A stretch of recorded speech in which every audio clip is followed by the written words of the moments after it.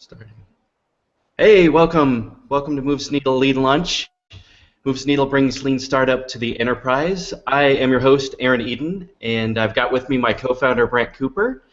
You can follow along today with the discussion on Twitter. We've got a special hashtag, which is pound lean lunch, and there's lots of folks already live chatting out there. So jump in with them. Before we jump into our special event, just a couple of really quick announcements I'd like to share with everybody. So number one, Brant's going to be out at the Lean UX conference Wednesday morning in New York City, and he'll be focused on leadership changes that are necessary to transform company culture and enable lean innovation. Should be a pretty awesome show. Brant will be also headed off to Spain right after that, I think, and we'll be doing a couple of free public events. And actually, at the same time, I will be out in Singapore doing the same. So check the event calendar up on our website on movestheneedle.com and reach out to us. We'd love to connect with you out in those areas while we're out in other parts of the world. And finally, keep your eyes and ears open for next month's Lean Lunch as well. We have the pleasure of hosting Intuit CEO Brad Smith, Sweet. and super excited about that. Yep, my one of my old buddies. So I love getting to interact with the Intuit folks. And actually, I'd like everyone to say happy birthday to our good friend and advisor Ben Blank from Intuit as well. Today's his birthday, so Happy birthday, Ben. happy birthday, Ben. Happy birthday, man. All right, so let's get rolling. So we are incredibly honored to have with us today Eric Ries. He is the founder of the Lean Startup.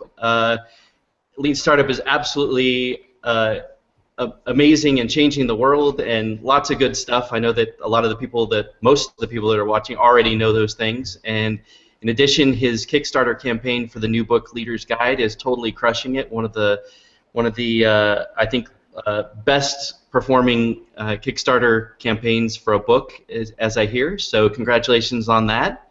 Thank you. And actually, we're a reward on that campaign, in fact. So for only $7,500, not only do you get all of the Leader's Guide bundles that Eric's got up there, but you get a half-day workshop with Brant, which is a steal. Brant is worth at least $3 million a day, so that is a super deal, $7,500 for that. It is. I know what Brant's day rate is, and I know for sure that that's a deal. So we're very, very pleased to have you guys on the list of rewards. Thank you for doing it. It's at least triple what Eric's day rate is. No, right. Yeah, there you go. So without further ado, I'd like to welcome Eric Ries. Hey, everybody. Welcome to the show, Eric. Thank you so much for joining us. We really appreciate it. It's really my pleasure. This is a fun and friendly audience, so I'm psyched to do it. So, Eric, I wanted to let you know, I was in India a couple of weeks ago, in Bangalore, actually, and I actually found someone there who had not heard of Lean Startup. So, really, congratulations on all your success. It's really phenomenal, and it really is, sort of you're threatening to take over the whole world, I think. Oh, thank you. I mean, it's flattering, and people do on Twitter periodically send me pictures of the Lean Startup, like in bookstores and places I probably couldn't even find on a map. Right. It's a very humbling thing. So this the Kickstarter is, like Aaron was saying, a phenomenal success. I love crowdfunding. Obviously, I crowdfunded a couple of my books, and it's a great MVP tool, right? So even Exactly. Patrick and I had a case study on there about the getting started on Kickstarter. But there's also sort of an irony here that I wanted to ask you about. So, before Kickstarter, I was one of those guys, and I think you're the same way. It's like, well, don't spend a lot of money on marketing. Don't do the big launch. Yep. And yet, it's kind of best practices for Kickstarter to do the big launch. Yeah, it's hilarious. Is that still Lean Startup? Well, I love it. I mean, it's great because it scrambles up all the categories that people are used to. I really like stuff that I like to think from first principles. To really think about what's the theory of this. I'm an abstract thinker that way. So, but a lot of people are tactics copiers. So it's like, hey, this is the best practice. This is what you do. So there's a lot of people saying, okay, As soon as you like talk to the press, that's a marketing launch, and so it's not an MVP anymore. And it's like as soon as you have these like hard and fast rules about what is and isn't, new platforms come along, they scramble your whole notion about what's going on. So, it's an old lean startup technique to do a brochure test where you offer people the opportunity based on a brochure to pre-order a product. And Kickstarter is like the ultimate brochure. You think about how many products on Kickstarter. People think they're buying a 3D printer, or they're buying, the customer thinks they're buying a product, but actually what they're seeing is a video, 3-minute video that says, I propose to do this thing that might work in the future, and then they're putting money down to pre-order. Like that's a very classic kind of MVP. Now, for someone like me, the book that we're launching on Kickstarter is also itself an MVP, because I plan to do a traditionally published business book that will come out, in 2 or 3 years. And I want to not just lock myself in a cave and be writing with no feedback. I wanted to have a community of people work with me on the new ideas and have a place to test out ideas, make sure that they work, actually make sure that things I'm writing in the book are in fact useful to people. And so I wanted to use the Kickstarter campaign as a mechanism to recruit that community and to put ideas in people's hands for experimental purposes. But also, it's a great learning experience for me. I've gotten to play around with all of the book launch marketing techniques that are current in 2015. Because remember, the last time I did this was in 2011, so my information about how to launch a book, how to market it, how you test the value proposition, what people are looking for, it's all a little bit stale. Right. Those things are changing quickly too. Yeah, well, exactly. So having a chance to kind of take another swing at it, learn which kind of rewards people respond to for doing these kind of pre-order campaigns, that's all been super useful. But what people don't see is a lot of people, I think, have the idea that you use Kickstarter as an MVP. You just go on Kickstarter, post your MVP, and that's the beginning of the process. For me, anyway, there was a lot of testing behind the scenes that happened long before we did the Kickstarter. Because your comment about the marketing and the best practices and the kind of the big launch of the campaign, that is still a liability of the way that Kickstarter and these platforms are set up. And if you have the wrong value proposition, if you do the big launch and your product sucks, it's a very public, very embarrassing failure. So I was determined that I wasn't going live with the Kickstarter campaign until I was really confident that I had kind of got that stuff figured out. So there was a lot of behind-the-scenes testing that happened in the months leading up to it. Yeah, cool. So I've also seen, and I'm curious whether you have an opinion on, I've seen people do multiple Kickstarters where if the first one fail, it actually means probably not that many people saw it, or yeah, exactly, or you were in the wrong market segment, and so you're pivoting there, and so I think that there's still you maybe need to do PR, but your PR has to be targeted to the right people and it has to be done correctly. I think that you're testing multiple parts, and I think that with somebody like you that's got this platform, there's a bunch that you already know, and so you're ready to execute, and then it's the experiment on the unknown part. That's true. The thing I would really emphasize is it goes back to why an MVP is different from market research or a focus group. Even if you design the experiment to test one thing, because you're taking people's money or you're having that exchange of value, because you're marketing and building and testing all at the same time, an MVP necessarily tests multiple assumptions at the same time, including sometimes ones you didn't even know you were making. And right. So that's ultimately what makes it a powerful technique. So the other one that I find interesting, and I guess this is somewhat anecdotal, are these hardware companies that maybe they have the hardware already produced, and they've maybe even done some testing already, and they're confident that they've built the right product. Other ones haven't built the product at all, and they're so successful, and suddenly they have hundreds of thousands of customers. Right. And it's two guys or two gals with $750,000 in the bank and 1 million customers that they now need to produce for. Yeah. And again, it's sort of like, wow, congratulations, but how do you build a company then from there? And certainly there have been some pretty big failures based on not then being able to produce, or not having the support in place to be able to handle that number of customers, or not understanding manufacturing or distribution. Yeah. It's, I think that it's one of these careful what you wish for things. Right. It goes back to validated learning versus vanity metrics. People think that success is having a lot of money and having a lot of customers. And you're like, hey, I got $750,000 in the bank. Like, I'm killing it. I got all these customers. I'm set. And it goes to this mindset. Some people have this idea that it's like, I'm going to learn something and then execute. So the learning phase is over now that I got all these customers, and now I just, boom, go execute. But if you really go back and say, well, our goal is validated learning, how much extra learning did you get from the 1,001st customer who backed your campaign? A lot of times the answer is really you didn't learn anything. You didn't even know how to serve 1,000 customers. Heck, you weren't prepared to serve 100 or even 10 customers. So I think people sometimes do those big campaigns prematurely. They get this kind of false sense of satisfaction that they got all, they think they're set and the learning is done. They then discover things in the manufacturing and distribution process that they sure wish they had known before the campaign, so that they could have, changed the value proposition to take that into account, and it gets them into real trouble. Now, it's not necessarily a fatal problem, but like the example that I'm looking at right now, there's a campaign running right now for something called the Artiphon, which is a all digital instrument that you can play like a guitar or like a violin or like a drum pad. It's kind of hard to describe. You got to go watch the video. It's very cool. It's called Artiphon. And when I first met this team, I'm an investor in the company. That's why I know the story. They're based in Nashville. I mean, they're actually like working with musicians on this instrument all the time. And my first knee-jerk reaction when I met them was, we gotta get this on Kickstarter and start the pre-order campaign like right this minute. This is so cool. And they were like, nope. That's actually would be a big mistake. We need to make sure we understand the needs of both professional and amateur musicians. We have a lot of manufacturing and supply chain questions to work out. And they weren't just, and I was all like, but hold on, you can't just lock yourself in a cave. And they're like, don't worry.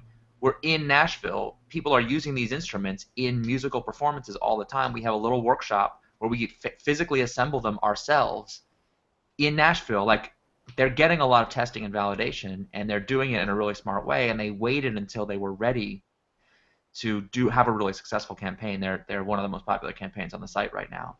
And I think that's a really good example of, like, even I was like ready to jump to the tactic, because I was like, oh, that's like the thing you do, right? I'm supposed to be the expert. And they were the ones who were like, actually, what you just described like might sound good on paper, but actually there's some significant challenges. And we had, and I was like, I loved hearing that. I was very happy to be. It's a really mature team. Really smart. We see that with in the enterprise all the time, right? Where a team goes and like we coach them through running one or two really small and tight experiments that only take a couple days, that kind of stuff. They see some positive data, they present it to the senior leadership, and the senior leadership goes, go scale, go scale, go scale, right? And oftentimes as a coach we have to help them like, okay, pause, how do we do this, right? And walk the leader and the employees through that process. But it's just human nature, right? You want to jump it, you're like, oh, success, go, right? I'm amazed how often the very person who, like, not 24 hours ago was trying to kill my project and prevent it from happening and wouldn't fund it and hates me, now, like, all of a sudden has gone from, like, I'm trying to prevent you, to being like, why hasn't this scaled to 1 million customers already? Why haven't you scaled it across the organization? Like, why? And I eventually realized that it's actually the same impulse. It's just two different kinds of sabotage.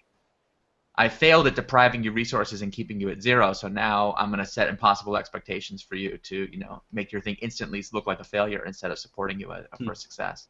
And both are equally damaging outcomes. Interesting that we have these new crowdfunding coming up, with the new rules in place. We've long since loved to blame the institutional investors that force the startups to scale too quickly. And I suspect when the entrepreneurs are able to gather a bunch of funds through the crowdfunding and they've got a lot of money in their bank, their first impulse is also going to be, oh yeah, it must be time to scale. I've got all this money in the bank. Yeah, it makes me very nervous. Yeah, more things change, the more they remain the same. Yeah. We haven't had like a really big high-profile kind of startup Ponzi scheme recently.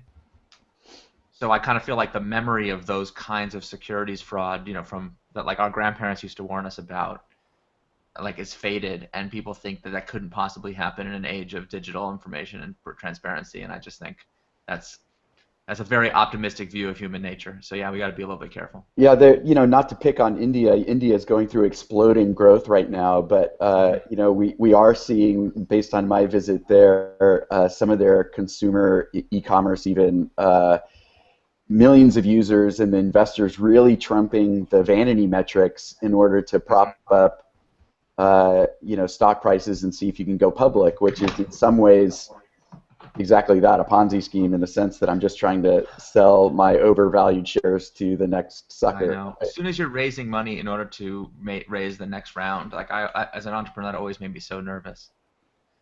Going back to I was thinking about going back to kind of the enterprise topic, because I know we have a lot of people interested in that. I was just thinking I had this a story popped into my head that I saw in my. I don't know if I've told this story before. I was working with a team in a very large company doing a internal process startup. So, a lot of people don't realize that like these same techniques, you use them for new products, but you can also use them for new process, new IT, new finance. This is Hmm.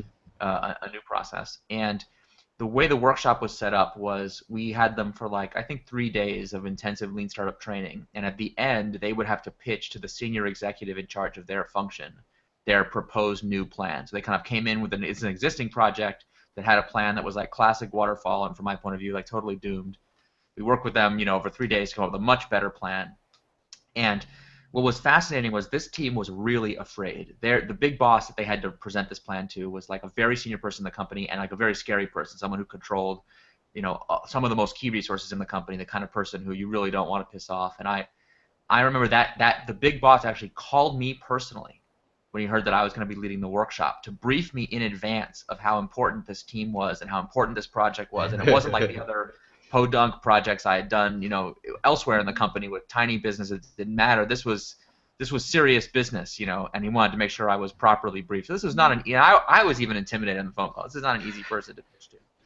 And they had this idea, and I won't get into what it was, but they had this idea that they worked through in the workshop. They're like, we think that doing our internal sales training and sales strategy in a different way could produce really dramatically different results for our customers, but it really requires like thinking differently about how our teams are organized, how the budgeting is done. It was like touched like 12 different, elephant in the room kind of unmentionable issues in the company.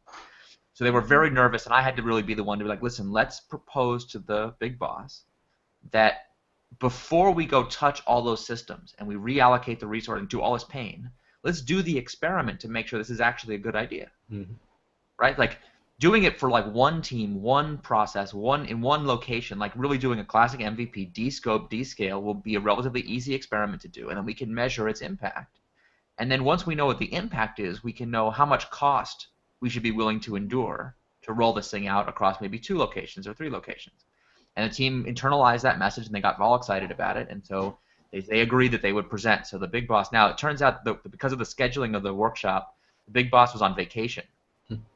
And he had to like Skype in to the meeting to be presented to, like interrupting his vacation. So it was like even worse. Everything about the situation is just getting worse and worse and worse. So he's in his like, Hawaiian T-shirt on vacation somewhere, and he's Skyping in to have this meeting. And the team presents this idea to him, and they're just absolutely bracing for him to take their head off. And he hears the pitch, and he asks him some questions, and he makes sure he understands. And he said, this is a good idea. Never thought of it before. I want this rolled out across all our teams, all our locations by next month. Like, boom. That was his first reaction, was like, this is such a good idea. Why not? It's like, why didn't I think of this? Of course.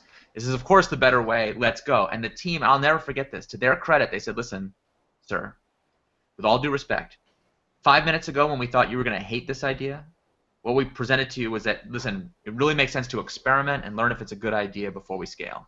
Now that we know that you think it's the greatest idea since sliced bread, we still think the right approach is to experiment and make sure it's actually a good idea before we scale. And it made such an impression on him. I remember hearing about it from him afterwards. He was like, that kind of thing had never happened to him ever in his whole career. It was shocking. And at first he was like, who are you to tell me, what? And they was like, wait a second. What could possibly be better than a team that wants to find out the truth of whether this is in fact a good idea before we commit resources to it? And he was like, this is sweet. He like instantly went from like lean startup skeptic to lean startup evangelist in the company after he had that experience. It was very cool.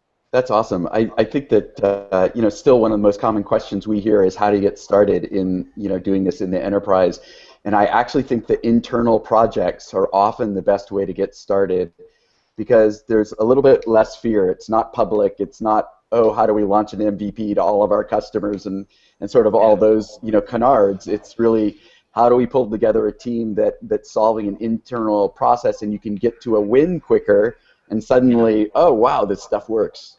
Totally.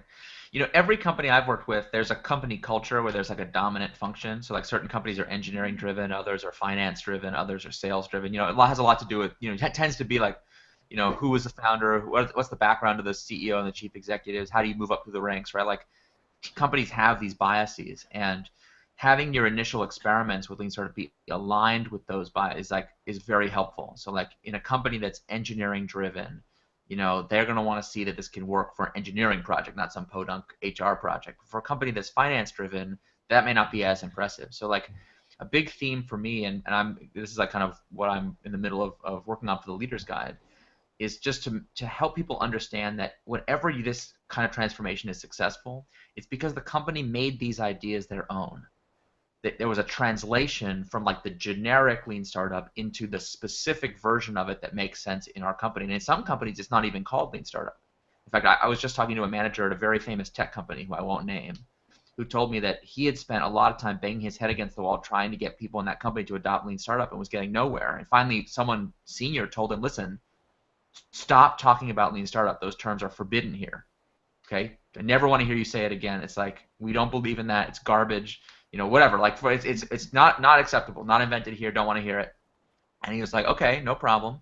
So he just invented his own alternate terms that mean the exact same thing and just started doing it with his teams. And because he had been told not to do lean startup, it actually gave him total freedom because he's not doing lean startup. He's doing, Vubar started. I don't remember what he called it. He had some like alternate name. And like all of a sudden, people were getting all excited about it because instead of being a not invented here, it was a completely unique indigenous innovation that people could get excited about. This is a very not invented here kind of culture that not every company is like that. I think I know who you're talking about. So yeah. I'm trying to. I can't give away too many details. I don't want to get this person in trouble, but it's pretty cool. Yeah, I think the language thing we're seeing is very important. There's one group in Australia. I think that the name is just not really great. But it's still funny. They just we gotta build, measure, loop it. We gotta build, measure, learn it. So everything is like it's pretty funny, but I love it. It's just make it your own. I think is exactly right. The first time that Intuit sent me their own design graphics for their interpretation of how to do build, measure, learn, and how to do lean testing, they had this like lean iteration loop, and it's based on a stopwatch image, and it's just slightly different than anything that I have used. And the first time I looked at it, I was like, this is garbage. How my diagrams are the best diagrams. And I was like, this isn't the real thing. And I almost sent them back this like nasty email, because they were kind of being very polite about, do we have your permission and your blessing to do this? We think it's really helpful. And I was first just to be like, hell no, what are you talking about? And I was like, wait a second. What kind of like crazy ego is it that I care about the graphics? I didn't get into this for the graphics. Who cares about that doesn't matter. And what the perspective I need to have is like, what am I learning about their culture and their thing? Let's go do the experiment and see what happens. And eventually, I was still new to this at the time. Eventually, learned that this is not just okay for them to do; it's almost always required. Companies have to make it their own. It has to feel like a local thing. Nobody wants to feel like they have allegiance to some outside thing that's not really theirs. It's like a foreign invader. It just doesn't go over well. Yeah. So related to that, is there? I don't know if there is a common reason, but do you have sort of a feeling for what is the reason why companies fail, typically, these large organizations, in successfully adopting lean? Well, the most common failure scenario is simply that senior management's not on board. And it's no wonder. Like, you're asking people who built their whole career on a different way to say that the thing that I know best is no longer best for the company. And not only that, but the bad behaviors I'm seeing that frustrate me in the organization are my own fault. I'm the one causing the behaviors that I don't want to see. The vast majority of senior leaders I give this message to throw me right out of the room. Because it's just like, hey, look in the mirror, now you're looking at the problem. And they're like, oh yeah? I can solve that problem real quick, you're fired. It's like, great. From my point of view, as an outsider consultant, I never aspired to be a consultant in my career. So every time that happens, I consider it a gift from the gods that I didn't have to waste my life trying to convince someone who wasn't really on board. Now, when people hear that message, sometimes they're like, well, therefore I can't do lean startup in my company until the CEO makes it their mission to make this happen. But that's not right either. Because when I say that senior leadership is not on board, the question is, well, how do you get them on board? It's very unusual very unusual for someone like a Scott Cook to, this is before the book even came out, to encounter the ideas and put his finger on it and just say, as a matter of intellectual integrity, this is something we should try, and make it happen on his own. I mean, he's a rare kind of visionary business leader Yep. who did that. Helpful that he's a founder, I think. Yeah, and he has the moral authority in the company because he's the founder, but he's not the CEO, so he's not enmeshed in the day-to-day. Like that is the power of that kind of, very engaged, very involved founder. It's like a very rare circumstance. I mean, I remember the first time I was talking to GE. They're obviously, I'm sure you guys all know, big adopters, and at some point they were like, this is like the ghost of Thomas Edison, saying we gotta remember some things about our origins. And I was telling that story to somebody who was, I won't mention, but a high-profile company where the founder recently came back after a long hiatus. And someone heard that story, and they're like, well, imagine the ghost actually was resurrected and showed up at your door. That's what we're living through. It's a nightmare, actually. So it's a rare circumstance. The much more common pattern is somebody in the organization who's still quite visionary but junior has the insight to bring this in and try it, and they demonstrate the success to the satisfaction of senior leadership, and they take it to them and say, listen, this isn't a theory, this works. I want to get it on your radar. I want you to start paying attention to it. And it's a back and forth process over the course of a year or two where we have senior leadership getting a little bit more bought in, and we're getting more and more examples on the ground floor of it working, and we're building up a kind of library of stories that are indigenous to that company that says, hey, this makes sense. Now, once you've done that, at a certain point, it has to reach a tipping point where the senior leadership says, okay, this is no longer like a funky grassroots experiment. We want this to be the way that we do work when it comes to innovation across the company, and we're going to make that happen. So there is that switching moment where you kind of cross the chasm and say, now we're going to make the mainstream employees of this company aware of this. But you don't start with that, just like you don't start with a product launch on, with a Super Bowl ad. I think we call oftentimes it a lot of employees will come to us and say, hey, how do I get started with this? What's my first step? What do I need to do to convince leadership that they should do this, right? And it's exactly what you said. It's not convincing the leadership that they need to do this. It's showing the leadership that it actually makes a difference and that it's valuable to work that way. It really we call it. Go ahead, Brant. I'm sorry, I was just going to say we call it training up. Yeah. So especially if you have you have to be careful. You don't want to tell the leaders that are being trained. But this is what I like about the various tools that are out there, and you have the maps on the wall, and it's public. It's not, you're not hiding in your cube with this stuff. You actually are putting it up on a conference room wall somewhere, or where people can come by and say, hey, what are you doing? And you're showing them the loops, the experiment loops, and this is the evidence. And so then we made this decision, and here's the data that we got, and then we asked the customers why, and here are the insights that we got. And then you get a leader maybe, and Scott Cook is actually famous with this, who says, well, have you thought about this? And it's like, here, let me write down my assumption. Where should I put that on your board? Can we go test this? And suddenly the leader is involved in the exact process. I'll give you another example. This is another internal startup. This is a new product, an entrepreneur. The kind of person who, if you met them on the street, you wouldn't ever tag them as an entrepreneur. They look like a regular corporate, person. But having gotten to know them, gotten past my prejudice about what an entrepreneur looks like, they're one of the most entrepreneurial people I know. And they building a new product that inside the company was considered quite radical, and so very unlikely to succeed. And they did it lean startup style. And one of the techniques that he did was he wanted to have his whole cross-functional team working together in one room, which inside the company was a very unusual way of working. So the engineers, the designers, supply chain, everybody together in one room. And he therefore was like, it was like asking for a room, a physical space that he could have it. And he scouted out different possible locations across their headquarters and facilities, and he was looking for the right room. And he found a room that just so happened to be in the executive floor of the headquarters. The room happens to be located in between the CEO and several other top executives and the bathroom that they use. So every day, those leaders are walking by we call it the big room, where everybody's working together, and the stuff's on the wall, the prototypes are there, and it's irresistible to pop your head in and see how's it going. And so this is a company that has a culture of formal progress memos and very formal review systems. Permission to innovate forms. Yeah, I've seen those forms. They're unbelievable. um, it was a very clever hack to kind of get around that, because there's no need for forms when you're seeing the progress with your own eyes. I mean, you pop in and say, hey, there's the latest experiment we did. Now, this is also a team that was really smart in changing the way that they did their product development so that they could take a product that normally takes years to develop, and they were doing iterations practically weekly. So they also, like, it's not enough just to put the room there. They had to have something to show, and what they had to show was a heretofore unparalleled level of iteration and experimentation that people in the company thought was impossible. It was a very cool thing to see. Yeah, that's amazing. And So, it, I'm I sorry, was Aaron, go ahead.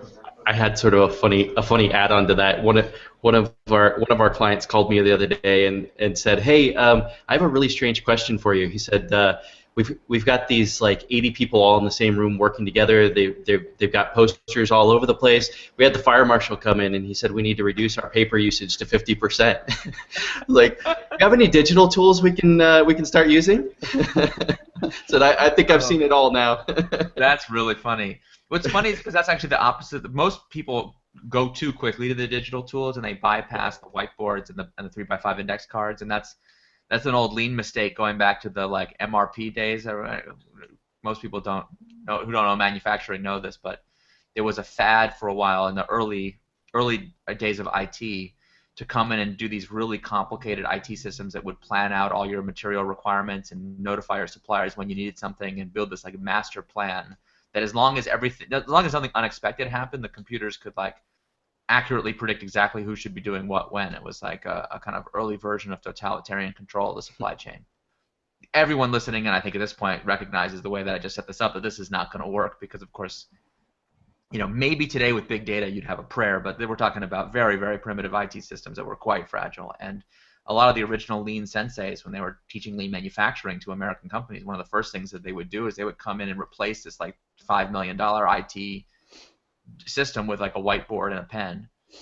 And it was like it was just like, it blew people's minds. They're like, wait a minute, you're telling me I can accomplish the same thing with this, these simple tools that I needed, I thought I required this tool. And it just like, it goes to the misconception that tools and robots and automation are the solution, when like really the solution is a philosophical process, thing, which then once you have it, tools can help support and facilitate, but without it, they're useless. Yeah, I totally agree. People, obviously in agile and lean startup as well, there's the startups that have gone directly to the tools, and the digital tools, and I love the analog tools, not only because of the demonstration like we were talking about before to the leaders, but the team aspect around defining the assumptions and prioritizing them, and together putting the post-its on the boards and those type of things is really a valuable process. It unearths the conflicts, and so I think conflict is inevitable.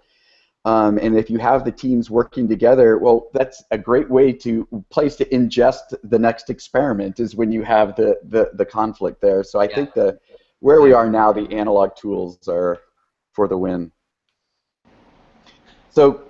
So classic question here again, Eric, is the MVPs in the capital-intensive regulated industries, healthcare. I know Steve Blank actually has been touring around for the last year, talking to a lot in the life sciences space about how this stuff still applies. And I'm curious what your thoughts are on these, regulated by the FDA and requiring millions of dollars to get these things stood up. I just had lunch with Steve, and he told me something that totally blew my mind. He said, he's like, you can't, it's hard to know this from the outside because they haven't been totally public with everything they're doing, but he's like, at this point, lean startup is now the way that federally funded research in this country is being commercialized.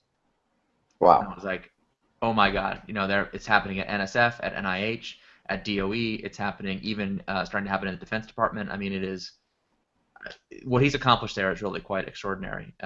It's funny because 10 years ago, I was in the room when Steve was teaching his first customer development classes, and I remember when he used to get the question from angry MBA students who'd be like, arms crossed, like, well, who says this can work for X? And then the X's have been changing over the many Yes, they years. And have. I was thinking people were like, sure, this could work for enterprise software, but how could it ever work for a consumer internet company? Right. Okay, that's how old school I am. Yeah. And I remember, and he was kind of like, for those kind of questions, he would be like, well, I'm pretty sure it can, and blah blah blah. But he used to get the questions about life sciences, about rockets, about energy, and he used to say, I used to say the same thing too. He's like, oh, don't, if you're working on a cure for cancer or rocket, like, don't, this doesn't apply to that. That's like this whole song and dance, how that's a different problem domain. And it's been very funny to see as the universe of lean practitioners expands, the zone of, oh, you could never do this for that is shrinking and shrinking and shrinking to the point where, like, I'm not even sure what to say anymore. Some people ask me, like, where does lean startup not apply? And I'm like, I'm sure there are places. But, like, the easy, obvious ones, I've personally met people working on all kinds of stuff that violate the rules. So I'm like, I'm not even really sure anymore. It's one of the funny things about working with GE, and I talk about GE a lot only because they're one of the few big companies that's doing this, that's willing to talk publicly about the fact that they're doing it. Right. A lot of companies, as you guys know, they don't want their dirty laundry aired. The lean startup, because it sometimes talks about mistakes and pivots, and it kind of implies that you're not omniscient. Like, a surprising number of companies are uncomfortable admitting that to their customers, as if their customers didn't know that they weren't omniscient. It's like, Eric, anyway, I was very asked. funny. I was asked to speak at a conference that talks about how they can be a company that sees around the corner because they continue to not be able to predict disruption. And I'm Yeah. sorry. Right. Like, yeah. Good luck, guys. I'm sure we can help you with that. So what's cool about GE is they are in every regulated business you can imagine. I mean, every one of their businesses is regulated. So energy, aviation, healthcare. I mean, even consumer appliances. People joke about consumer appliances, but they're heavily regulated, and actually have some of the hardest regulators in town. And obviously, financial services is regulated. So inside of GE, every division tells me that their regulator is the worst. Much more difficult to deal with than the other divisions' regulators. But, like, it's a hard thing. Capital intensive, highly regulated business. It's hard. But the truth is, I've now seen it with my own eyes across all of GE. We've done lean startup projects on the product and the process side across every single one of their businesses. So you name a product area that they're in, I can tell you stories about lean startup being applied in those areas. And some of the biggest and most exciting success stories have been in some of the most capital intensive, some of the most heavily regulated areas, because that's where the really low-hanging fruit is. Because the way that most companies interact with regulators and with the financial markets, for that matter, makes them super risk averse, and so they tend to do these monster waterfall projects to avoid risk.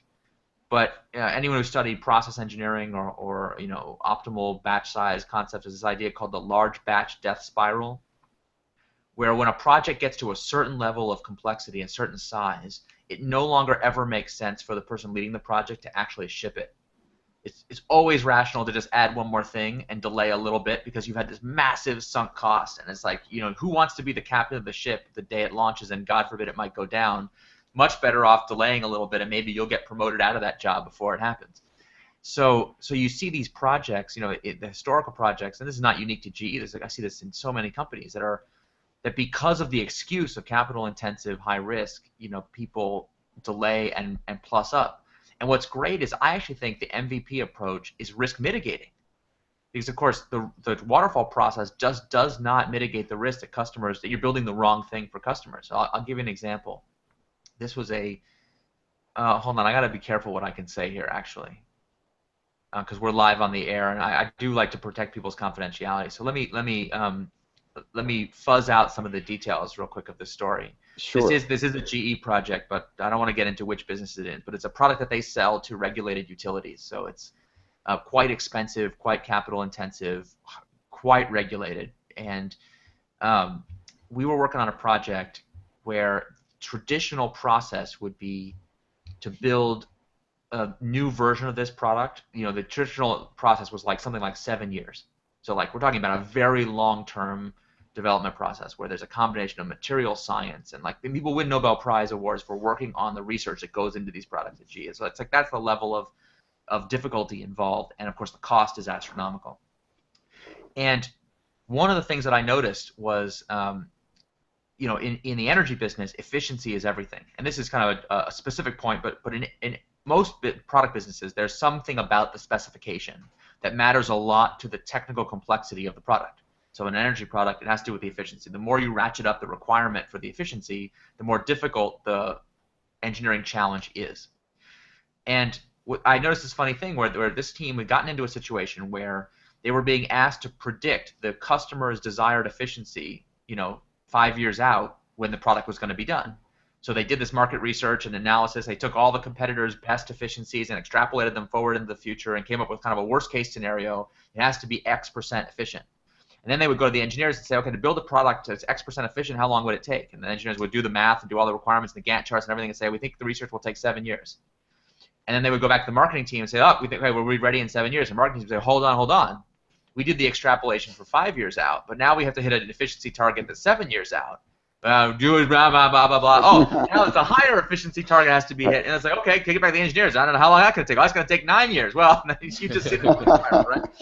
And they got to the situation where, like, not only would they have to win a Nobel Prize, but they would have to, like, revolutionize our understanding of quantum physics to hit these targets. And the thing is going to take forever. And it's just like, really got themselves in this situation. And one of the big powers of MVPs is if you're willing to do what we were talking about before with the brochure test, take a proposed product to a customer and have them react to it, not just by giving you feedback, but like actually asking them to pre-order, pre-commit, you can find out what the real requirements are. I actually hate the word requirements as applied to product specifications because, honestly, on this earth, the laws of physics are required. Everything else is optional.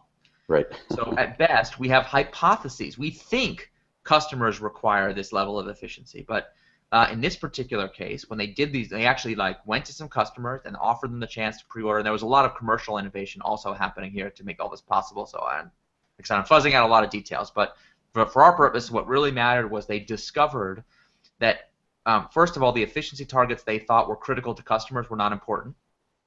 So they were just wrong about what the customer wanted. Well, of course, customers like, well, it was a nice to have. They'd be happy to just like, you'll give me a free pony, I'll take it.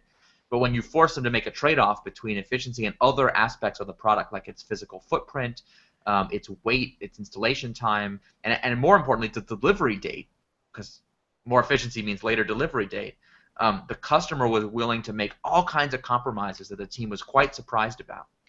And what's cool about this kind of testing is by doing the experiments with easier specifications, every experiment you have the opportunity to make the job your engineers have to do a lot easier. So in the previous version of the way that they were working, the time to delivery was being increased every round. 3 years, 5 years, 7 years, 9 years, right? It's basically going to infinity. And now we got into a situation where every customer experiment, the time to delivery is being decreased because we're discovering more and more and more features of the product that can be removed. And this team started out quite skeptical that lean startup could be for them, but this wound up being really exciting, and the regulators loved it too, because not only is this cheaper and faster, but it's much more likely to produce a safe outcome. Because the more uncertainty there is about what's going to happen, like regulators are often asked to approve these installations 7 years in advance before anyone knows anything about whether the thing is safe, and that's a nightmare scenario for them. So compressing the timeline is really a win for everybody. Yeah, so philosophically, I simply try to get people to think about, maybe it's a past project, but even if they are imagining their existing project, and like you say, they can dream up all of these specifications, or they're out. I don't think MVP has anything to do with requirements gathering. It's an understanding needs, right. and then you're building to the need. But if you go and build what you think you have to build in order to, because it's regulated by the FDA and it's going to cost you the time and money to do it, and then it fails in the marketplace, what could have you done, in the last year, preceding year, or 2 years, that would have given you an indication that you were going down the wrong path? And wouldn't it have been better to have fixed that prior to the FDA regulation and prior to spending the money and the time on it? And so I think that the fallacy always comes back to this idea that if we sit down and think harder, we're smart people. If we think harder, we'll be able to better predict the future. Yes. And it just doesn't work now. Yeah. It's like, cause we learned that in our basket weaving class or whatever, way back when we were a kid. It's like you got to, when you're doing something that is the same as what's been done before, like you need to be careful and slowly execute the steps properly, or you mess it up. But that's not what we're talking about. These startups ain't basket weaving. No offense to our basket weaving startup followers, but you know what I'm saying. Well, Exactly.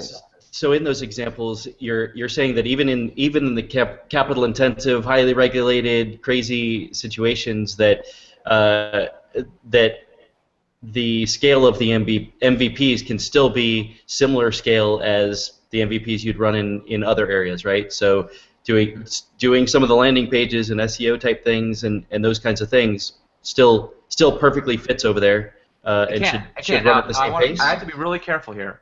Asking like what's the best MVP is like asking a scientist like what's the best kind of experiment.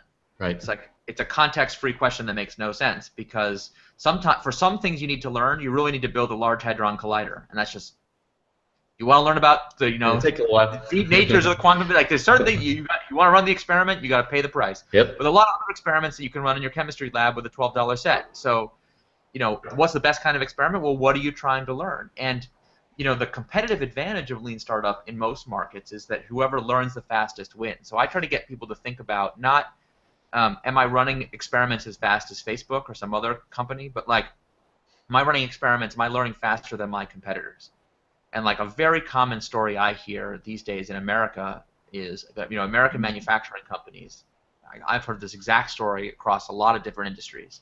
It's like, hey, we're the market leader, we got good market share, our margins are great, everything's going fine. And recently, something weird has happened. A Korean or a Chinese company has recently entered our market at the low end with some crappy product, and we don't know what they're doing. It makes no sense. Their margins are terrible, but they come out with a new product like every year or every quarter sometimes. They're just like constant. And we do a show like every year to say what's coming in the future, and we show them like we'll show our marquee new thing that we're working on for the next 5 years. They'll show like 14 different things, and then they'll only build half of them.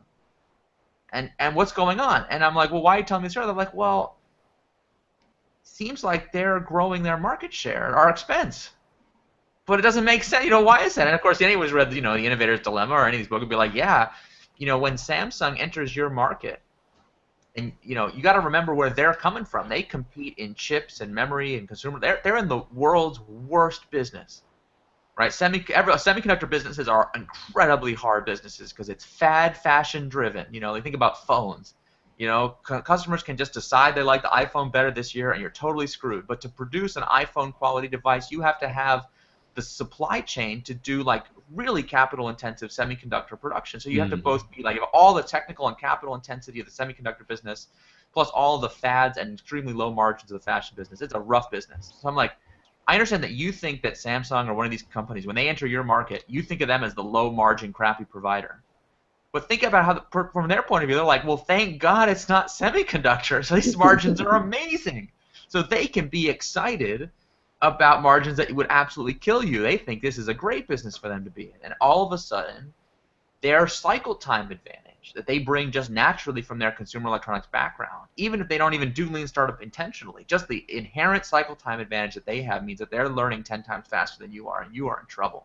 You never want to be on the wrong side of that asymmetrical learning advantage because you're really in trouble. And so, what I see is companies that are willing to take a look at their business and say, well, what is the underlying cycle time of our business historically been for new products? Again, same thing can happen on the process side, but for products, if it's been once every 7 years, then doing an MVP in 1 year, it's a dramatic breakthrough improvement.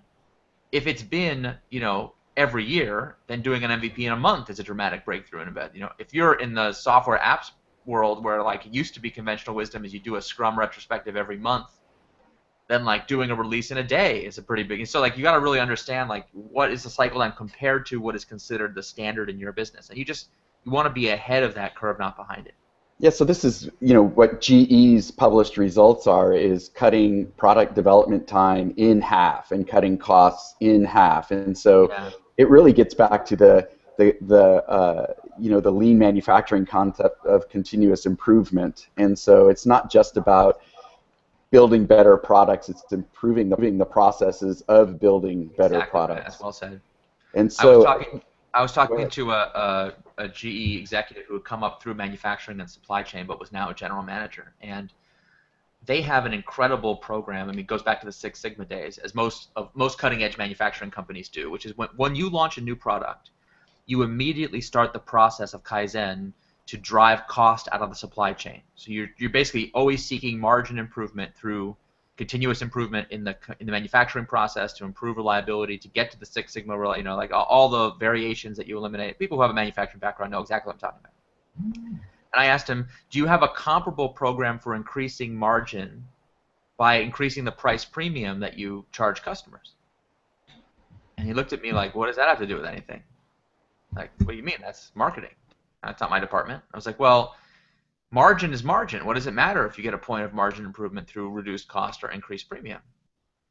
And he was just like looking at me like, what, like I was speaking Greek. But as we kind of like started to walk through, and this is why it's important that Lean Startup is based on lean manufacturing. It has all this rigorous theory behind it, because we could walk him through and say, look, the exact same logic for Kaizen applied to your cost curve also applies to the revenue side of the equation. And you should, every day that you're improving your product through reducing costs, you should also be improving the value proposition through business model innovation, through commercial innovation, through tailoring the specification. And it took a while for him to understand what I was talking about, but all of a sudden he's like, wait a minute, maybe our marketing conversations could be just as rigorous as our manufacturing conversation. I was like, this is really why I introduced the value stream discovery, so we could get it back to it's everything that the business does to discover, create, and deliver new value. If you have a great value producing product, but your customers never hear about it or never buy it or whatever, then they still haven't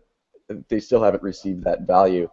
I think that the other thing that you're touching on, and we had a little roundtable here in San Diego around lean startup and life sciences, and there was a younger guy that kind of said, yeah, of course this works. Even after FDA approval, you have all of this wiggle room to continue to iterate on products, right? And so to make them better or make them cheaper or to increase that value proposition post getting FDA approval. And so the way he put it is that we sort of learned to hack the system.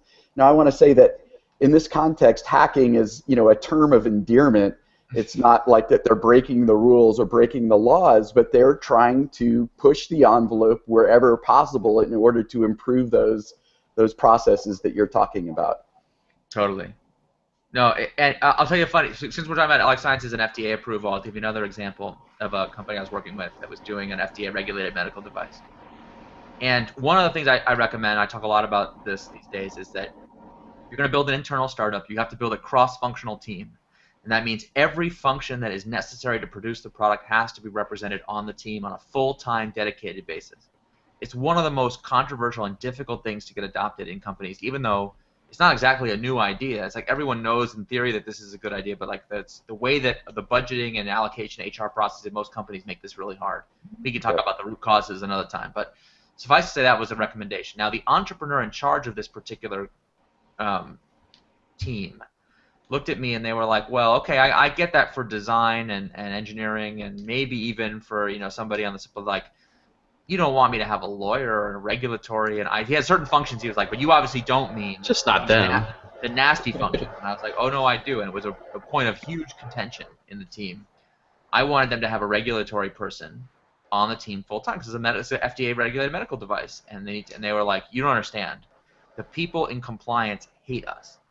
They are the nastiest fire-breathing trolls. All they ever do is say no. They hate innovation. Like if you put one of those people on our team, it's like they would just kill us. It's like having a vampire. And they were just so opposed to it. And I was like, okay.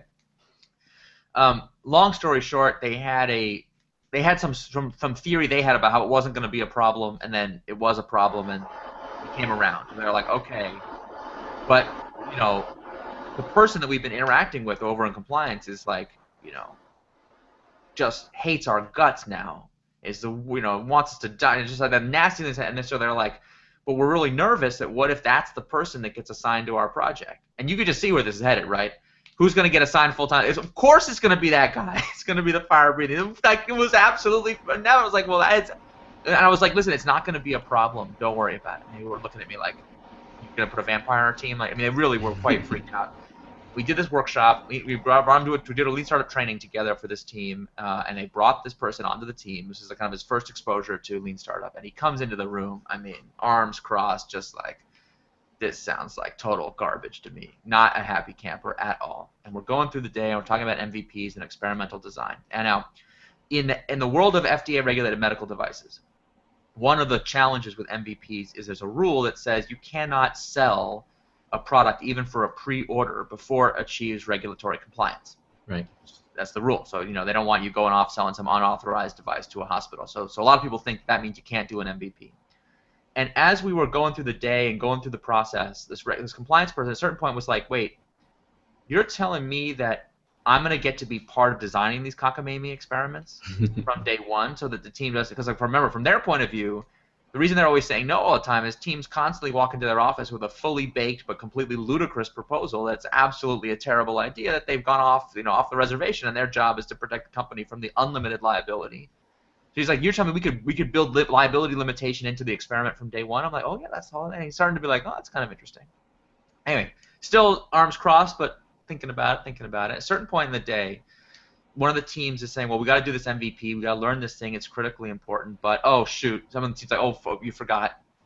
You cannot pre-sell a medical device. That's a rule. And the guy said, I have a question. Have you guys actually read the FDA regulations? And they're like, no. He's like, do you actually think that the federal government has put out a law that is one sentence long that says you cannot pre-sell a medical device? And they're like, well, I never thought of it. Really. It's like, the actual regulation is like 3,000 pages long that describes what you can and can't do. And as it just so happens, I have read it. It's my job. And, he's being a little condescending, but he's like, the particular experiment that you just proposed is legal. And the team was like, what? Like, yeah, this doesn't run afoul of any rule because of exemption subpart 3 clause C on page 295. There's a special rule that says, blah, blah. I didn't even, at this point, he's talking mumbo jumbo, but the team's like, so you're saying we can do this MVP? He's like, this MVP, as compared to the 95 other ones you've pitched me, is great. We should totally do this one. And all of a sudden, they're like, well, what else could we do? They're like, there are other exemptions in the law. He's like, well, let me tell. All of a sudden, this breakthrough stuff is happening left, right, and center because now we have the people in the room who both understand what needs to be learned and understand what the regulations allow. Now, it turns out that in this particular case, the kind of short-form heuristic about what you can and can't do is the company's internal policy responding to the 3,000-page FDA document because they don't want anyone going off the reservation. But by building this cross-functional team, we have someone who has the right expertise to say, actually, we can bypass the company's normal process because this isn't a concern and there's no liability. And this team was so shocked. Afterwards they were like, what did you put in the water? Did you drug that guy? What happened? He went from fire-breathing dragon to most helpful person we ever met with. What did you do? And I was like, I didn't do anything. When people are behaving that way, it's because of the system that they've been involved, they've been saturated in. And if you change the system, you change the behavior. It's one of the bedrock rules of not just a lean startup, but of this whole way of working. And so, having seen that now many, many times, I'm a real believer that it works. Yeah, it's a great story, and it applies to obviously legal, not only compliance, but branding and selling and everything. In fact, that exact same team a few months later was wouldn't put an IT person on their team. They'd just been through this, and I had to call them up and say, are you effing kidding me? You're saying that I am totally on board. I absolutely, but surely it doesn't apply to IT. I was like, well, logically speaking, what is the difference? And they were like, oh, we can't do it. I was like, listen, remember that time when you told me you didn't want to do this, and it turned out I had to kind of play that card and be like, could you please just try it? You'll like it. Trust me. Well, it's bad enough. It's bad enough that in some companies that culture actually does exist. But the self-editing part of it is what's phenomenal. Is the assumption that you're not going to get any support, so I'm not even going to ask. Is really the obstacle one that everybody out there is empowered to overcome. Well, and it also has a lot to do with because people are working in these functional silos. They build up antagonism and kind of alternate language. There's all kind of issues. There's all this politics that's allowed to be. It's really a structural problem with the way that companies are organized. And I'll just tell you another funny story. I think Aaron may even know this story, so I got to be a little bit careful. I can add detail if you want. I'm not authorized to talk about it in any detail, but maybe you are. Well, tell me which one. Maybe I can share it. I'm doing a workshop for a company, and they wanted to. This is an international expansion of a product that was successful in the U.S. and they were planning. The current plan when I met them was they were going to spend 18 months localizing the product for 42 different countries, and then they were going to have like an 18-month rollout with massive Super Bowl ad type TV campaigns in every country to like launch this simultaneously worldwide in every country. And I'm like, has anybody actually tested to see whether people in these countries want this product? And the answer was, of course, no. They just assumed everything's going to be fine. And they had assumed also that the same game plan is going to work. It's the same in Germany, India, Malaysia, and Australia. It was like, boy, I sure hope that's true, but, making me nervous. So we want. They were actually, Eric, they were actually hiring and staffing all of those offices in advance with of the course. same exact, Oh, for sure. Oh, with yeah. the same exact teams. Yep. The train is leaving the station, and this is going to happen. And I was like, okay. So one of the, sometimes in a situation like this, you can bring in Lean Startup and fix the whole problem. But this is one of those situations where the team that I'm talking to doesn't have the power to go up to the CEO and say, just kidding. I was like, listen, even if this is still going to happen as planned, Lean Startup can still help you a lot because we can do some advanced testing. If you like a military metaphor, like let's send special ops onto the ground in some of these countries and just figure out, give us a little sneak preview of what's going to happen so we can aim the artillery in a smarter way. So they're like, okay, let's do it. So then we're planning, I get them to agree to do an MVP where they would offer for pre-order in certain select countries, 100 people would get the chance to pre-order this product. And the deal was if you gave us your credit card right now, we would send you the English language version of the product today, and we would also send you for free the localized version when it came out in your country. Because it turns out in a lot of these countries, although English is not the national language, there's plenty of English speakers, who'd be happy to get the product. Because under the current rules, the company refused to sell them the English version. It's not localized, so it's not allowed to be sold in these countries. It was like an export restriction. It was preposterous. So we're all good to do this experiment. Everyone's getting excited about it, and someone's like, whoa, hold on. Legal will never go for it. And I was like, why not? They're like, wait a second, don't you know about credit card processing rules? And we can't hold the security and the liability of holding the credit cards. We have to go through this regulatory complaint. There was all these regulatory issues, and I was like, really? To hold 100 credit cards? You sure? And I was just like, and finally I'd be like, okay, listen, who from legal told you that? And they're like, what do you mean? I was like, who told you? Is there a name of the person who told you that? And they're like, well, no one had to tell us. We just know that. To your point about self-censorship, they just know legal wouldn't go for it. I was like, okay, well, do you know the name of the person at legal who has the authority to make this decision? And they're like, sure, of course we know the name. It's our division's general counsel. Like, you know his name? Mm-hmm. And he's listed in the company directory? Uh-huh. Do you have a telephone? And they're looking at me like, are you crazy? You want us to do? I was like, listen, could you get the guy on the phone right now in this conference room today? And they were like, I don't know. I thought they were going to kill me. It was really, and so but they were like, okay, well, if you say so, you're the expert. I think they were pretty sure this was going to get me fired. So like, well, at least to get rid of this guy, we'll do this. So they call him up. Now here was the key moment. They call him up and they get him on the phone. He was actually sure, what's up? Happy to help. And they're like, so excuse me, Mr. General Counsel, do you mind if we go into a bunch of countries and take a bunch of customers' credit cards without any security, compliance, or anything, and we kind of put them in an insecure database in the cloud, and we tell people we're going to ship them a product, but we're not really sure if we're going to, and they're just like so intimidated. They're like describing this experiment in the worst possible way. And they're like, the guy's about to be like, are you fucking kidding me? Just like, you could just hear it. And I was like, oh, so time out, excuse me, sir. I'm like, can I rephrase? What this no one seems to have mentioned is I'd like to take 100 people's credit card and offer them a product that has a retail value of $30 for a maximum liability to the company of $3,000 total for the whole experiment. Does that change how you feel about it? And he's on the phone. He's like, why are you calling me? And they're like, well, we need your permission. He's like, you don't need my permission. What are you talking about? This conversation that we've just had right now has already cost the company more money than the total liability of this experiment. Like, why are you wasting my time with this? Go do it. And the team was like, what happened? Like, what is this, like a trick? What's happening? But like, they hadn't really thought it through from his point of view.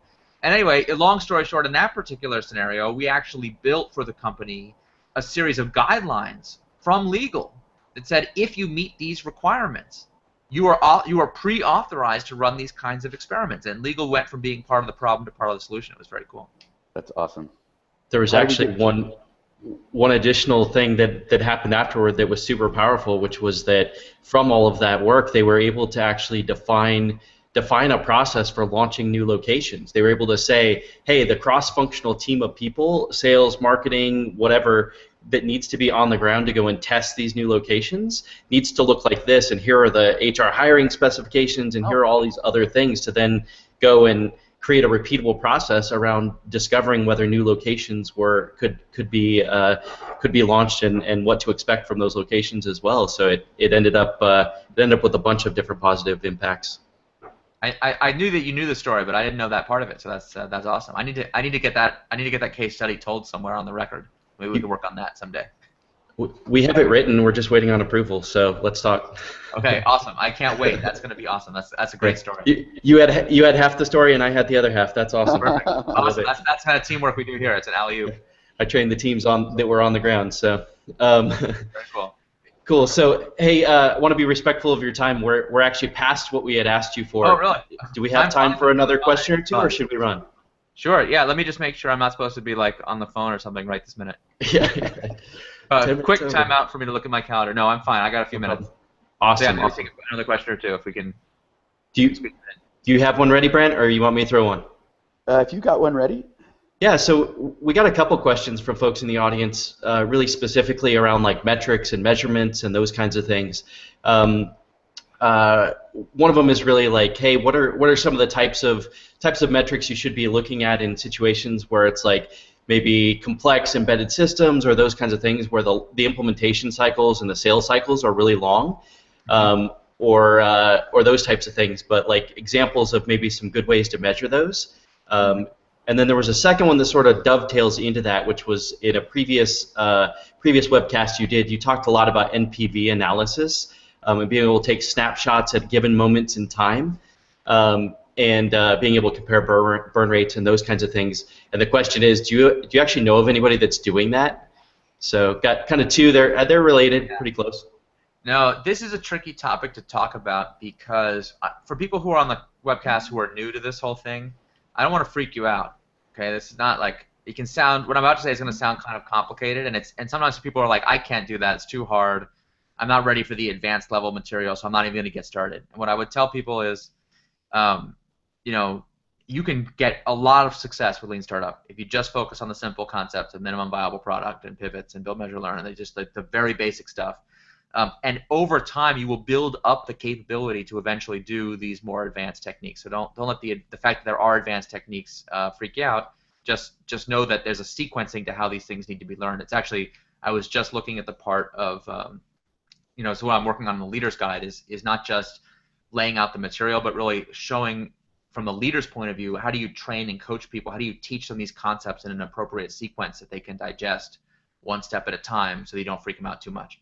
Anyway, so the short version of this, that is actually the answer to both questions, is we need to find metrics that are leading indicators of future success. So much of corporate accounting is focused on trailing indicators: ROI, margin, gross sales, gross number of customers. Like everything that goes into an ROI calculation is something you can really measure after the fact. But when you're looking at it ahead of time, you have at best a fantasy plan that says, look, after 5 years, and as soon as you start talking about long sales cycle and long manufacturing, long production cycle, I was thinking about some of my friends in the semiconductor business. I'm thinking about a semiconductor fab startup that I'm working with, and the ROI on this thing is going to be unbelievable in 10 years. But it's not going to be very good in 5 years, and it's not even really going to be very good in 9 years. Like the economics of semiconductors are you have a huge upfront cost, and if and only if you hit product market fit, you get to churn out an unbelievable volume of super high margin widgets that change the world and make you just a gargantuan amount of money. And if you're wrong about what customers want, all you have is an empty fab that costs you a lot of money and is absolutely completely useless for anything else because the infrastructure is quite custom. So it's a very scary business. Now this team in question was like planning to do the usual waterfall thing, and we got them to get excited about Lean Startup and to consider a different thing. And the way that we looked at it was, what are the things that have to be true over the next 10 years to prove for sure that this business is a good idea? And we started to map that out and started to look at, okay, who are the customers and what are the different use cases and what can they buy? And then what volume of chips can we produce today? And the team was like, well, what do you mean? We don't have the fab yet. It's like, well, but you have confidence this technology works. Why is that? They're like, well, in the lab, it works great. It's like, well, how many chips do you produce in the lab? They're like, oh, we have a custom little bench-based, thing that's like super inefficient and you never want to use it. But well, how many chips does it make? And I'm like, oh, it only makes, I can't remember the numbers now, but like it only makes 100 a day. The fab is going to make, 10 million a day. I was like, well, you can make 100 chips every single day? Huh? Are they useful for customers? Well, sure, they're radically better than anything on the main. It's like, can you sell them to customers? And they were like, out of the lab? Like, who? And I was like, it kicked off this whole set of conversations about the book. What part of the balance sheet would these chips go on? And the revenue that comes in, does it go to the research lab? Where does it go? And who's responsible for customer service? I was like, you're looking in the mirror, buddy. You're responsible for customer service. You'll have to go to who will be the service technician? You will be the service technician. You're only selling 100 chips. You only have like 3 customers. Anything needs to happen. And we just like the whole thing of like, well, could we really do it? And we've got pretty far down this road of being like, yes, we could. Yes, we could sell these early. Yes, we could. All those issues I just mentioned we could solve. But then someone was like, but hold on. What's the ROI? We're going to have to sell these chips at a loss because they're made in a highly inefficient lab process. They're not in the fab. And we want to learn from the customer the real price point the customer is willing to pay. So we're going to sell them at the fab scale price, but we're going to lose money on the initial runs. But there's only 100 of them, so we're not going to lose that much money. The total amount of money is quite limited. Certainly, it's nothing compared to the cost of the fab that we're currently building. So it's a rounding error on our overall budget. But they had this problem. What's the ROI? How do we measure that we're making progress towards that fantasy plan? And that's really, this almost derailed this project, and it forced us to not just go to IT and not just go to legal, but to go to finance, the most evil of all the functions, and have a conversation with them to say, are you prepared to learn a different way to value what we're doing? And the finance people who, fire-breathing dragons who hate our guts, were like, that sounds interesting, tell us more. And we went in there, we have this concept we call innovation accounting, which is basically a way to think about it is how do you provably value the learnings that you're gaining through these experiments? And the person who asked about net present value is an advanced student, so I'll try to give an answer that's satisfactory to them, again with the disclaimer, not everybody needs to know about this. But imagine I showed you a spreadsheet of a fantasy plan of a business that makes $100 million a year. And I asked you, and it's starting in 10 years. So the first 10 years you make 0. In the 10th year you make $100 million, and you make $100 million a year in perpetuity. And I said, value this company for me. How much is this startup worth? Any finance person worth their salt can get a calculator out and can tell me the exact, down to the decimal, what is the net present value of this startup. And I said, excellent. Now let me show you a different spreadsheet. Here's a spreadsheet that makes no money for the first 10 years and also makes no money for all the subsequent years. Can you value that for me? That's easy too. It has a net present value of 0. That's no value. Okay. So those define the end points of our football game, the 2 end zones. We start out at the 1-yard line with 0, and we want to get a touchdown by making $100 million a year. Now I'm going to show you a new spreadsheet. In the new spreadsheet, I've sold 100 chips at $3 a chip to these customers who use it in these ways, and and I fill out the spreadsheet for. I'm not selling 100 million, I'm selling 100. What's the net present value of this new spreadsheet? Now that raises a lot of really interesting questions. Well, how much can you really extrapolate from so I was like, so discount for the appropriate level of uncertainty, discount for the low sample size, but the question is the value of this spreadsheet actually 0, or is it epsilon higher than 0? And a truly good finance person who actually studied not just the mechanics of accounting, but actually understands the finance of this in a deeper way would say, well, no, it has more value than the zeros because it's not entirely 0. And I said, okay, good. Now what if I sold 500 chips at $3 a chip? And then, well, that's a little bit more. And then it's like, well, hold on. is the value of a startup. Like now imagine I started selling 100 chips a day. So now I've got a spreadsheet that shows me selling 100 chips a day and a plan to expand up from 100 chips a day to 1,000,000 chips. You know, like I have a proposed plan taking all of the customer behaviors that we're seeing at 100 and naively extrapolating them to the 100 million. I'm going to assume that $3, but what with the appropriate level of discounting of the fact that there's uncertainty about the growth curve that I'm describing. Now, what is the value of that in net present value terms? And again, can be calculated. Now, here's the freaky part. This is where finance people start to get really nervous. Now my question is, how does the net present value of this spreadsheet compare to the actual level of revenue that we have brought into the company? Now, when I'm selling 100 chips a day at $3 a chip, I'm making these numbers up, by the way. This is not representative of any actual business.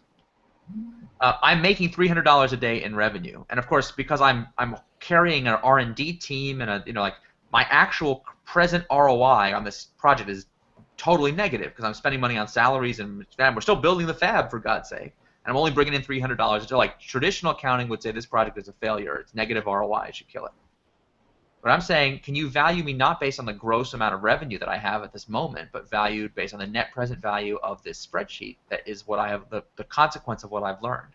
And what finance will do at a certain point is realize, wait a minute, this spreadsheet is worth orders of magnitude more than the amount of money you have in your bank account.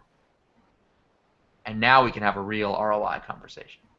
Because now I can say, okay, is the learning that I'm getting each week as I do more and more experiments, is that learning increasing the net present value fast enough to justify the investment that we're making in this project? And when you actually do that math, it's not that hard.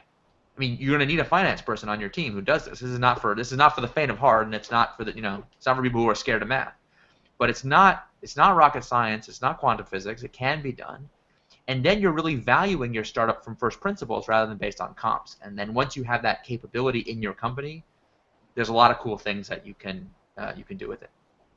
Is the idea there fundamentally that on a regular basis then you're evaluating whether you're on the right trajectory and know when to kill the project, for example?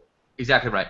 So again, we're looking at the leading indicators rather than the trailing indicators, and we're asking ourselves, are we trending towards a high value outcome or not? And of course, there's still a lot of judgment in, okay, let's say that we do the math and it's not very attractive. What we've learned, like customers hate the product and there's not going to be big business there. Well, then do we pivot?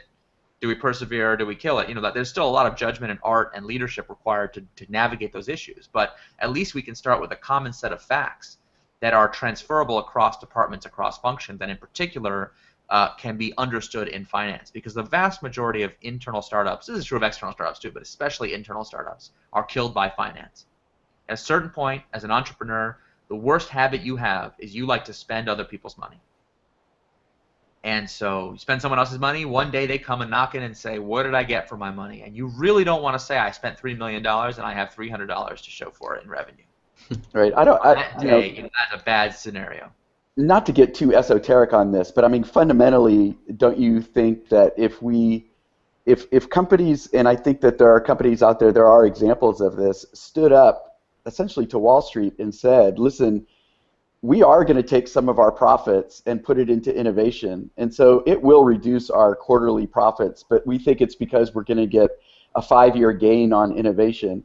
And sort of the moment you turn that corner, which, there was this whole myth through the 90s and 2000s that it was the responsibility to maximize return to shareholders.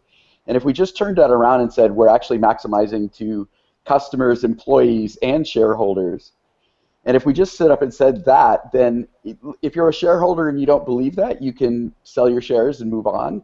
If you believe that there should be a 5-year plan or a 10-year plan for innovation to open up new markets, then that completely flips on its head the incentive programs inside the company that are geared towards only investing in known ROI.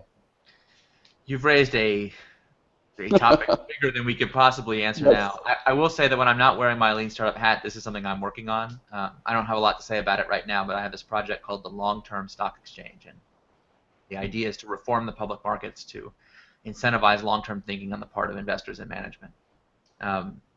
So I believe that there is something that can be done about this, but I don't think it's something that companies can do on their own unilaterally because of the way the systems are set up. So it requires some disruption in the public markets, which I'll be ready to talk about someday. What I will say in the meantime is, I'll just give you one little sneak peek. Under current GAAP accounting rules, there's something completely ridiculous from my point of view, which is, let's say that you are trying to hit the quarter. You have analyst estimates for the quarter of what your EPS should be. And you realize halfway through the quarter that you're a little bit short, and you need to save some money to improve your EPS. Under the current rules, you can basically eat the seed corn, cancel 10 innovation projects, and show the savings as improved margin and improved profitability, and then hit your target. That's ridiculous. Right. It's like you haven't actually improved the profitability of the company at all. In fact, you've eaten the seed corn. Like a farmer who couldn't differentiate between the seed corn and the actual corn, like you'd say this farmer's incompetent. So our accounting rules treat dollars indiscriminately from across the portfolio, which makes it really hard to evaluate the actual performance of management. So a lot of times when people start talking about innovation dollars and having management have more freedom to invest for the long term, people think, uh-oh, that means management has less accountability and they can kind of do whatever they want. And, in the long run, we're all dead and all that stuff. So it's important for this reform to happen that we help people understand that actually accounting for the dollars spent properly gives you a much better view on whether management is doing a good job managing the portfolio of work that they do. Imagine I had a financial advisor and they wouldn't tell me what percentage of my money was allocated to bonds versus stocks. Like, not that they had the wrong allocation, but they won't say. And then they indiscriminately reported returns from bonds and stocks mixed into one composite return. I mean, you'd have no idea if you were close to alpha or not. It would be a disaster from a financial planning point of view. And that is, look at the quarterly reports of companies. Right. All the dollars are mixed together from all sources. It makes no sense. Well, fundamentally, the concept of maximizing profitability or shareholder value without adding a timepiece is nonsensical anyway. So how you maximize profits over a day or a week or a month or a quarter or a year or 5 years completely changes the makeup of the products and the innovation and all the rest. But love that you're actually going off to tackle that as well. Well, yeah, when my copious spare time. But yeah, I do hope to do something about it one of these days. Yeah. But we should definitely wrap. We're way over. I really appreciate you spending the extra time with us, Eric. Some good brain twisters there at the end, which I found extremely valuable. Hopefully others did as well. I'm sure. Hope so, yeah. Yeah, thanks. So listen, I'm Eric Ries on Twitter, and I'm my email address right on my website. So if I can be helpful to you guys, anybody listening in want to follow along on the campaign or anything, please do get in touch. Yeah, don't forget there is one Moves the Needle workshop available with Brant on Eric's Kickstarter too. So go check out the Kickstarter. It's a super deal, well below market. You heard it's worth $3 million and it's only a couple grand. So get on it, get the Leader's Guide bundles. And for those of you who asked questions and we didn't answer them, we will follow up with you to try to get you some answers to your questions. Thank you for submitting them, and sorry we didn't get to them. So. All right, thanks everybody. Appreciate it. Thanks Eric. Thank you, Eric. Good. Bye.